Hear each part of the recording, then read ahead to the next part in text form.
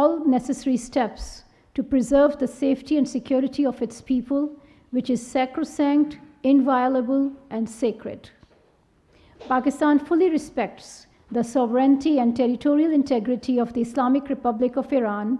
The sole objective of today's act was in pursuit of Pakistan's own security and national interest, which is paramount and cannot be compromised.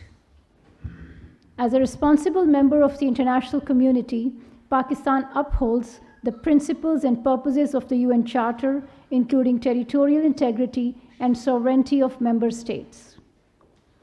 Guided by these principles and in exercise of our legitimate rights within international law, Pakistan will never allow its sovereignty and territorial integrity to be challenged under any pretext or circumstances. Iran is a brotherly country, and the people of Pakistan have great respect and affection for the people of Iran. We have always emphasized dialogue and cooperation in confronting common challenges, including the menace of terrorism, and will continue to endeavor to find joint solutions. The Prime Minister of Pakistan, Anwarul Haq Kakar, who is currently in Davos to attend the 54th annual meeting of the World Economic Forum, has decided to cut short his visit in view of the ongoing developments. At the WEF, Prime Minister participated in the informal gathering of the World Economic Leaders and delivered keynote address at an event titled Trade, Tech's $1 Trillion Promise, and held meetings with participating leaders on the sidelines. Foreign Minister Jalil Abbas Jilani is in Kampala, Uganda, to participate in the 19th Summit of the Heads of State and Government of the Non-Aligned Movement and the 3rd South Summit of the Group of 77 in China. His participation in these important summits is a reflection of the high priority Pakistan attaches to promoting cooperation among the Global South, including on issues related to sustainable development. The Foreign Minister has also cut short his visit in light of the recent developments. The 14th of January marks a painful milestone for the human conscience.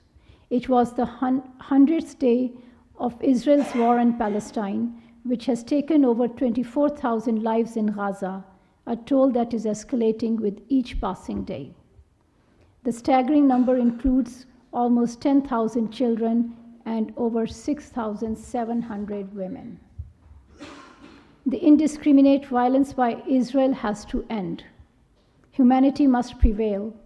The international community should play its part in saving the people of Palestine from the barbaric acts of the occupation authorities. The month of January carries painful memories of 3 massacres committed by the Indian forces in Indian illegally occupied Jammu and Kashmir during the 1990s. Over 50 innocent people were martyred and hundreds were injured when Indian troops had opened indiscriminate fire on peaceful protesters in Gaukadal area of Srinagar on 21st of January 1990. A few days later, on the 25th of January 1990, at least 21 unarmed Kashmiris were martyred by the Indian troops in North Kashmir's Handwara town. On 27th January 1994, a day after India's Republic Day, Indian troops massacred 27 civilians in Kupwara town. We remember the martyrs of these massacres and pay rich tributes to their sacrifices. The perpetrators of these massacres should be held accountable. Pakistan will continue to extend political, diplomatic, and moral support to our Kashmiri brothers and sisters for the just and peaceful settlement of the Jammu and Kashmir dispute in accordance with the UN Security Council resolutions. I thank you.